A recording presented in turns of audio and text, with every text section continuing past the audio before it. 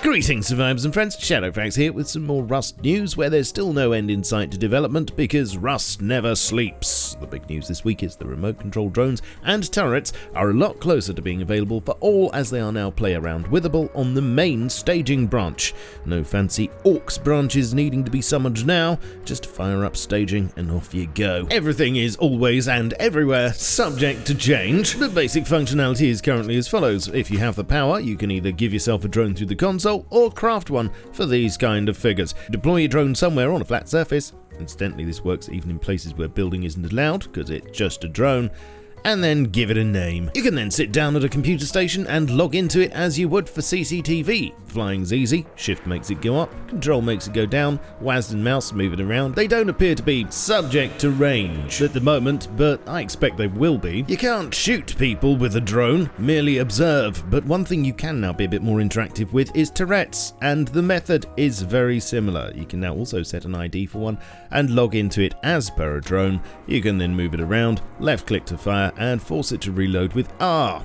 Oh look, that turret isn't shooting me. It must be sneaky. This is not the final form for either thing, lest I need to remind you again and expect plenty of changes before we presumably get both in the main game next month. Breaking news! Something else that it looks like we'll be getting is a new form of CCTV, a pan, tilt and zoom camera that has to be placed on the underneath of a floor tile, but that can be moved and zoomed in with the left mouse button. I've checked and this won't be replacing the standard one, it will be in addition, and here are the current costs. A few other changes will be happening to adjust aspects of the industrial system, such as 3 more blueprint slots for the crafter. It will make one item at a time and try to make them in sequence from left to right.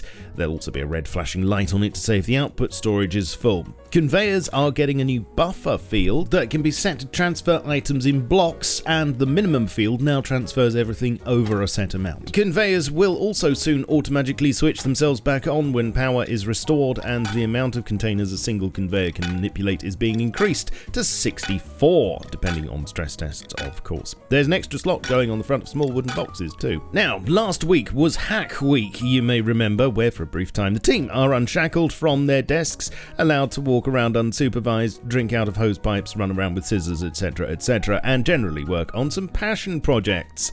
Would you like to know which of their projects are going to continue being worked on? None of them! Actually, no, that's a lie. Most of them were actually pretty good concepts, and here you can see the skin viewer in action, and I must stress, this is just a work in progress example.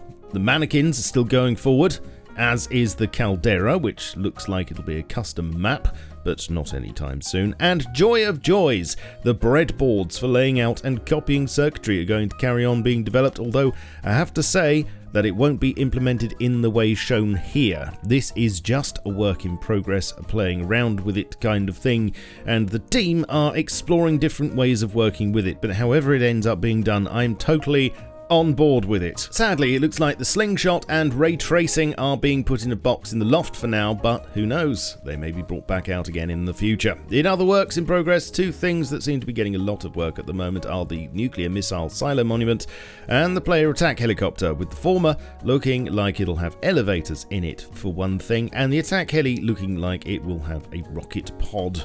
Misses. There are also commits related to a Tut Island, which I have managed to find out are nothing to do with an ancient Egypt map, but rather Tut is short for tutorial, so presumably it'll be somewhere that new players can be broken in gently, possibly by being instantly attacked by 100 screaming naked NPCs or something. Let me know your thoughts on everything I've rambled on about today, and if you're feeling generous, please press the buttons marked like and subscribe to help me grow big and strong. Follow me on my socials for notifications and Twitch for streams, etc., all links below. I shall of course catch you very soon, but in the meantime, keep calm and stay rusty.